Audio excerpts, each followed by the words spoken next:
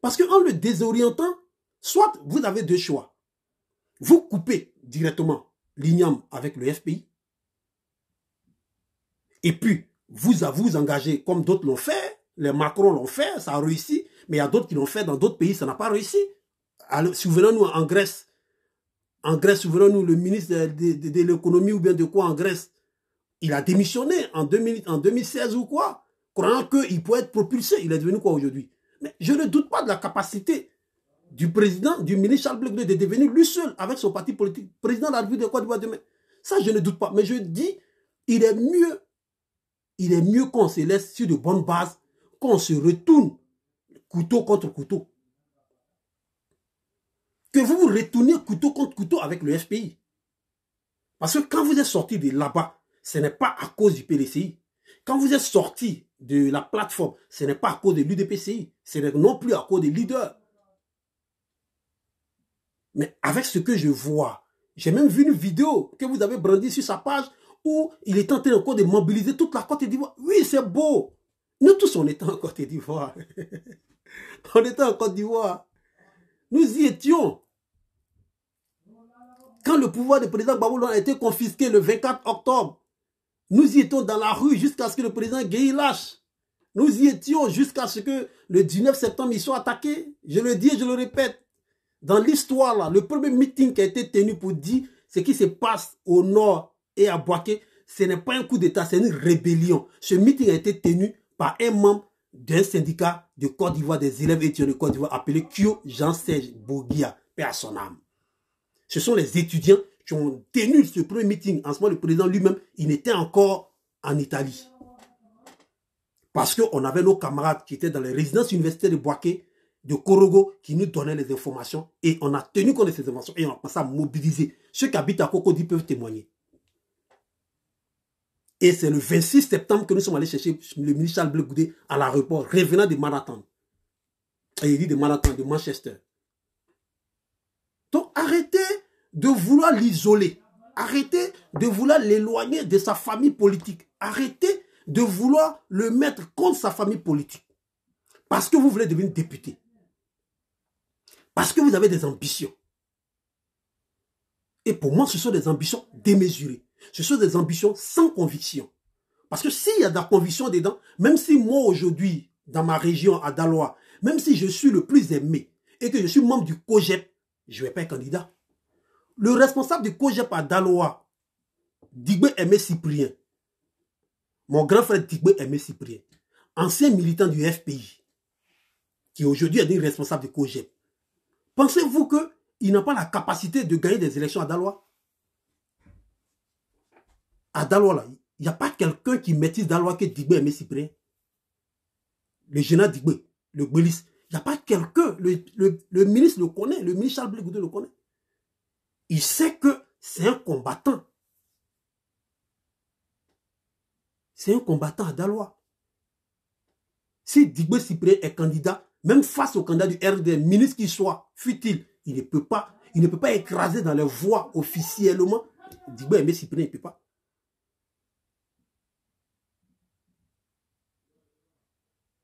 Il ne peut pas. Pensez-vous que le ministre Charles Blé Goudé, là, il n'a pas envie d'être candidat à Yopougon? Souvenez-vous, Michel Babo le disait une fois, si à Yopougon, Blé Goudé est candidat, nous tous on le soutient. C'est la circonscription de Blé Goudé.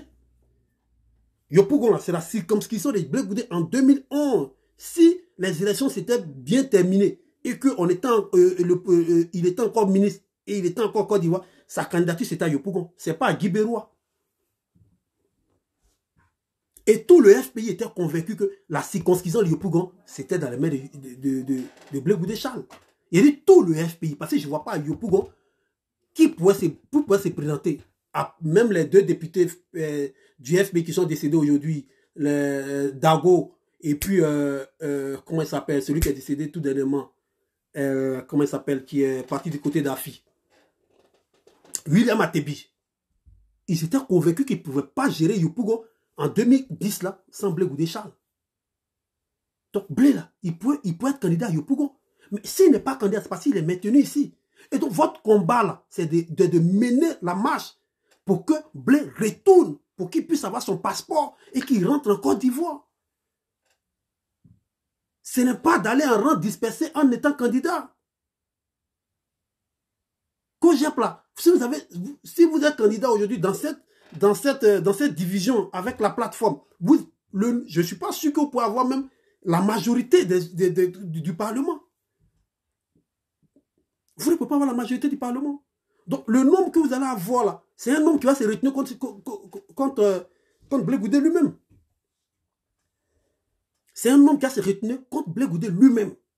Parce que vous allez commencer à toucher les millions. Vous allez commencer à faire rentrer les conteneurs sans être dédouanés. Ça, c'est un combat qu'on doit mener. Pourquoi un député doit faire rentrer des marchandises sans que ça soit dédouané? Mais le député va-t-il voter des lois pour que la drogue rentre en Côte d'Ivoire? Et voici des sujets sur lesquels on va débattre bientôt. Donc, monsieur le ministre Charles Blé Goudé, chers camarades de lutte, moi, si vous n'avez pas suivi cette vidéo et qu'un de vos membres vient interpréter ça, je vous prie, si vous connaissez Ramsès, moi, j'ai toujours été un homme de conviction. Voilà. Les Gbagbo a dit là, moi j'ai subi ça hier. Gbagbo dit, le président dit, la présidente dit, moi j'ai subi ça hier, en 2009. On dit, le président dit, tu ne dois pas être candidat, il faut laisser. Et ça venait de la bouche d'un membre du COJEP appelé Laido l'Impérial. Laido l'Impérial descendait sur le campus et puis il venait dire, je suis conseiller du président de la République. Le président dit. Et puis les gens s'alignaient. Sauf nous autres, ils s'alignaient. Donc si aujourd'hui, si le président dit qu'il vous a énervé et puis vous êtes sorti de la plateforme, ou bien comment on le dit, les rouages pour mieux positionner vos candidats au législatif, c'est ce qui vous a fait sortir de là. Mais je dis, c'est même le président dit là, qui nous a fait subir hier, et nous on était en exil dans notre propre pays. On était cloîtrés à Yamoussoukro, c'est le président dit là. C'est le président a dit, c'est ça que nous tous on a subi. Donc c'est pas nouveau. Et comme le ministre Charles Blé Goudé a le numéro direct du président, et il sait comment il va parler au président Gbagbo, il n'a qu'à l'appeler, ou bien il n'a qu'à appeler Assoadou. Et puis il discute, ou bien il appelle, sa propre maman, comme il appelle toujours maman Simone, et puis il parle. Et puis il parle avec maman. Parce qu'il y a la fougue de la masse qui dit non, non, non, ils sont foutaises. Les gens du FPI, là, mais ils pensent quoi? Quand on veut ou non, le FPI reste le FPI. Le FPI a conquis son territoire sans demander l'aval de qui que ce soit. Quand le FPI luttait depuis 82 pour arriver au pouvoir en 2000, ce n'est pas nous qui avons aidé, ce n'est pas nous qui avons précédé le FPI dans les meetings. Hein. Ce n'est pas nous qui avons précédé le FPI dans les régions, dans les villages. Ce n'est pas nous. Ça, il faut que je vous le dise. Ce n'est pas nous. Ce n'est pas non plus le président, ce n'est pas non plus le ministre Charles Blé Goudé. Le FPI, là, ils ont eu leur territoire. Le PDC a eu leur territoire de eux-mêmes, leur propre combat. Ce que peut-être le ministre Charles Blé Goudé a pu faire, c'est de les aider à lutter contre la rébellion. Ça, j'ai vécu ça et je suis témoin. Ça, c'était juste pour maintenir le pouvoir. Hein. Mais pour obtenir les bases qui ont donné le pouvoir, là, il n'y était pas. Il était secrétaire général de la FESI. Il n'y était pas. Il gérait ses étudiants. Et encore même, il avait encore une crise des machettes sur son dos de Doumbia Major. Doumbia Major qui vient d'être nommé au Conseil économique et social. Qui ne va jamais laisser un candidat du COJEP gagner. Là. C'est même Doumbia Major qui a pris les armes contre Blé Goudé. Là. Voilà. Blé Goudé est en train de gérer ça. Donc, le FPI, ils ont usé de leur stratégie depuis des années, depuis 1980. Depuis, ils ont conçu le FPI pour arriver au pouvoir. Et ce combat-là, ils ont mené ça avec nous, nos parents. Avec les parents même de peut-être Blé Goudé Charles. Avec les parents de certains d'entre vous, de Diabé Youssouf, de Jean-Claude Nyawa. C'est avec ceux-là. Mais sinon, ce n'est pas avec vous. Donc, arrêtez de tromper le ministre Charles Blé Goudé. Arrêtez de le tromper. S'il n'a pas été candidat au présidentiel, personne ne doit être candidat dans votre équipe là aux législatives. Parce que Doumbia Major qui a pris machette contre Blé Goudé pour le tuer, là, le même Doumbia Major, il est là, il vient d'être nommé aujourd'hui. Au nom de l'opposition. Quelle opposition, on ne sait pas. Un gars du RDR, lui aussi s'appelle opposition.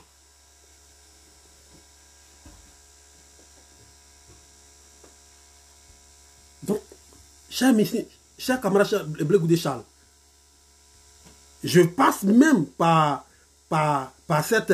je pourrais le faire, hein, peut-être en passant par Diaby Youssouf, on allait parler, on allait débattre, mais ça n'allait pas avoir la portée. Parce que je connais mon grand frère Diaby, c'est quelqu'un qui écoute beaucoup, il va parler moins. Est-ce qu'il aura le temps de te transmettre ça? Mais moi je le dis, si cette vidéo, ceux qui sont proches de toi, font l'effort que ça puisse te parvenir, il faut comprendre qu'il faut retirer les différentes candidatures. Là. Il faut les retirer. Il faut prendre ton équipe de COJEP, retourner dans la plateforme. Dans la plateforme, là, il y a des gens qui sont morts pour cette plateforme que pour lesquels tu dois te battre. Tu dois te battre pour ceux-là. Le COJEP doit se battre pour ceux-là. Pour la libération de Pulchéry, de Kwa Justin. On doit se battre pour tous ceux-là. Mais il faut sortir, il faut éviter l'euphorie de certains membres de COJEP. Ils ont peut-être du terrain. Parce que je connais même un de tes responsables qui est à Paris, là, qui est tout le temps à Lakota. C'est un bosseur. C'est un bosseur. Oui, je le suis de loin. Il bosse énormément à Lakota, je sais. Mais il n'y a pas lieu qu'il soit candidat. Il n'y a même pas lieu qu'il y ait une autre candidature ailleurs. Retirez vos candidatures. Regroupez-vous et retournez dans la plateforme. Voilà l'objectif politique. Si vous n'avez pas envie de vous faire briser demain. Parce que participer à ces élections-là, participer à ces législatives, ça veut dire que vous avez accepté de participer aux élections présidentielles à travers une autre personne. Et ça peut vous rattraper demain. Or, il n'y a pas lieu qu'on se mette à mal déjà. Parce que je dis, la Côte d'Ivoire de demain va se définir avec vous. Avec certains jeunes cadres dynamiques. Avec certaines jeunes dames dynamiques de la Côte d'Ivoire. Des gens qui ont une carrière professionnelle en Côte d'Ivoire. Des gens qui ont une vie lucide, propre en Côte d'Ivoire. Vous allez compétir. Hein? Donc, dès maintenant, faites l'effort d'avoir des atouts. Faites l'effort d'éviter de vous faire attaquer, même dans votre alliance de gauche. C'est important. Alors, voilà ce message d'aujourd'hui que nous voudrions passer au ministre Charles Blé Goudé, qui risque de se faire harakiri en laissant des responsables de son parti politique se présenter aux élections, pendant que lui-même, il a refusé d'être candidat aux élections présidentielles pour les mêmes raisons qui existent jusqu'à aujourd'hui et qui vient d'être empirées avec la présence de Doumbia Major dans la CEI actuelle. Dans cette CEI actuelle-là, il faut qu'il retire tous ces candidats. Et que, on dit dans le ventre, il y a du sang. Mais quand on vomit là, on vomit de l'eau. Certes, vous êtes en colère, COJEP, peut-être pour quelque chose que vous dépréciez. Mais ce n'est pas le lieu d'exposer vos alliés d'hier. Ce n'est pas la peine de les exposer. Le ministre Charles Blé Goudé n'était pas au FPI quand ils l'ont nommé ministre dans le gouvernement Akinbo. Akinbo n'était pas signataire il n'était pas président du FPI quand ils l'ont nommé comme chef du gouvernement. Le président Laurent Gbagbo, il travaille avec des gens qui ont le mérite. Donc s'il a travaillé avec le ministre Charles Blé Goudé hier, ça veut dire que le ministre Charles Blé Goudé a du mérite. Ne lui renvoyons pas la patate chaude au visage. Et voilà ce que j'avais voulu dire. Alors, je connais des membres du COJEP qui sont candidats. Je voudrais bien que vous philosophiez sur mon message, que vous ne preniez pas ça au premier degré et que vous compreniez qu'il y a de l'expérience dans ce que je dis et ça doit attirer votre attention. Et puis, allez parler concrètement avec votre leader Charles Blé Goudé et que vous retirez votre candidature et que vous retourniez dans la plateforme. Parce que le président Laurent Gbagbo y est.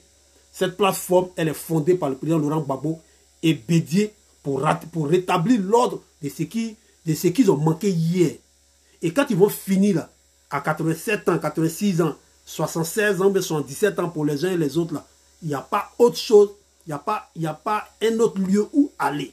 Si ce n'est pas aller se reposer et puis maintenant nous permettre, nous autres là, d'occuper le terrain. Donc ne nous pressons pas. C'est le même message qu'il a donné à la jeunesse hier. Si tu n'as pas une profession, tu n'as pas une formation qui te permet de manger, d'avoir ton revenu, tu n'as pas un lieu où tu habites, tu as tes factures que tu payes, si tu es encore sous couvert, ou bien si c'est parce qu'il y a un membre du gouvernement qui te donne l'argent pour être candidat, il ne faut pas être candidat. Une jeunesse qui n'est pas entreprenante, une jeunesse qui n'a pas de revenus, une jeunesse qui est sans carrière professionnelle, ne peut pas avoir une bonne carrière politique. Et ça, personne ne peut me dire le contraire. Personne ne peut me dire le contraire. Si des gens qui étaient auprès de Afinguessan se sont retrouvés élus membres d'Afinguessan, après se sont retrouvés au restaurant, comprenez qu'il y a des choses qui peuvent arriver. Je vais finir par cette anecdote. Monsieur Alci Djedje. Monsieur Alci Djedje que vous voyez, il est haut diplomate aujourd'hui. Quand on dit c'est à cause de Gbagbo, les gens pensent qu'on exagère. Monsieur Alci Djedje était en Afrique du Sud. Et le président l'a appelé pour lui dire, tiens, viens, il y a une formation importante dans la diplomatie. J'aimerais que tu viennes bonifier ta formation dans cette formation pour que après je puisse te nommer quelque part pour représenter la Côte d'Ivoire. Et il était même étonné quand le président l'a appelé. Il demandait à ses collègues, même à la personne qui m'a donné cette information. Est-ce que vous êtes sûr que le président, c'est de moi qu'il s'agit? Mais attends, qu'est-ce que j'ai fait pour mériter ça? Pour aller là-bas, sous ça? Et il est venu, il a fait la formation. Après cette formation, le président l'a pris. Il a dit, va représenter la Côte d'Ivoire à l'ONU. Il n'a aucune relation avant à l'ONU. Il n'a jamais travaillé à l'ONU. C'est juste pour la formation que le président a payé pour que il puisse se retrouver demain à l'ONU. À l'ONU, il n'a jamais eu de victoire sur tous les sujets diplomatiques. Aucune victoire il n'a eu là-bas. Il était à l'ONU, il dormait, pendant que nous on luttait sur le terrain à Abidjan. Alci Djedje dormait à l'ONU. Le même Alci Djedje, le président est réélu en 2010. Il fait de lui le patron de sa diplomatie. Quand on te dit que tu es ministre des Affaires étrangères, tu es le numéro 2 en quelque sorte. C'est-à-dire, après le premier ministre qui gère le gouvernement, qui gère les affaires courantes du pays, c'est toi qui gères les affaires extérieures.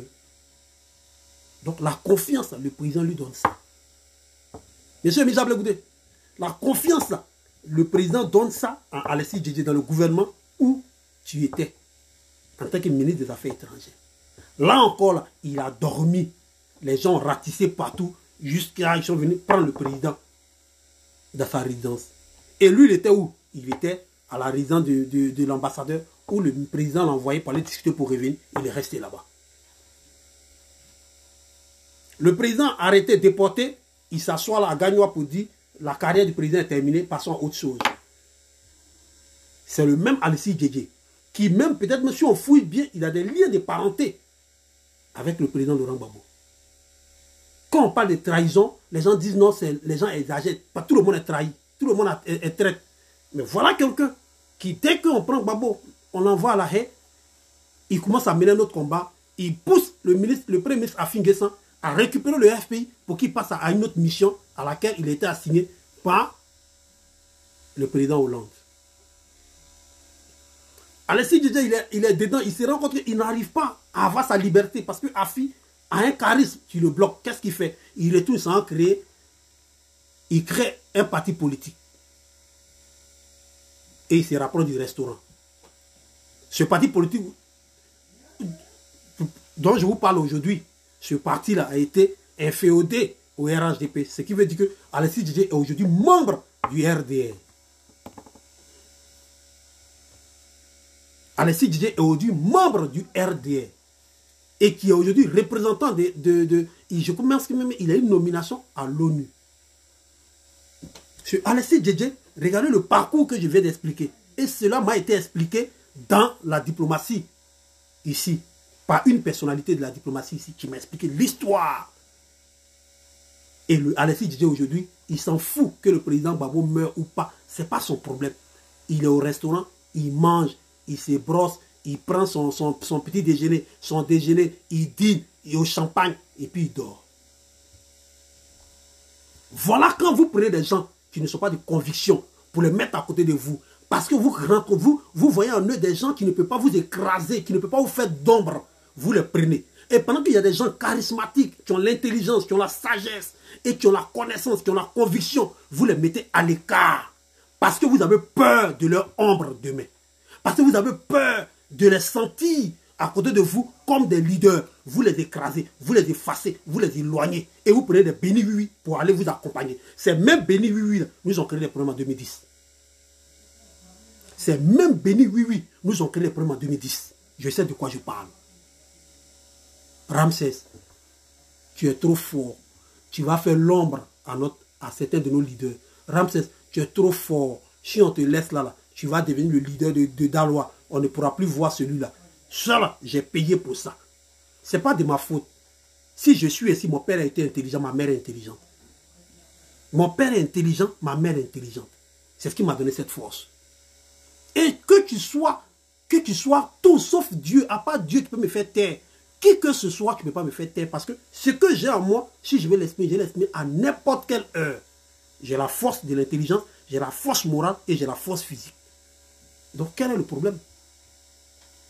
Donc quand on entend parler de quelque chose, faites attention. Vous avez trop regroupé des gens autour de vous, monsieur le ministre Charles Blé Goudé, qui en réalité cherchent leur propre intérêt. Où est le professeur Nobou Yacine?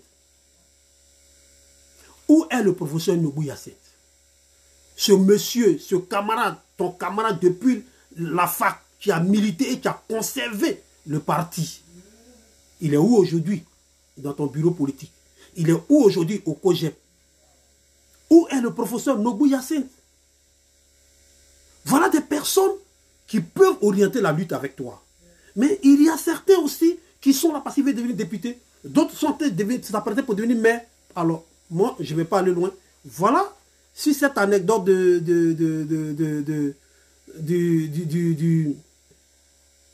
du marmiton du restaurant appelé Alexis Djedje, c'est sur ce terme-là que j'ai voulu m'arrêter.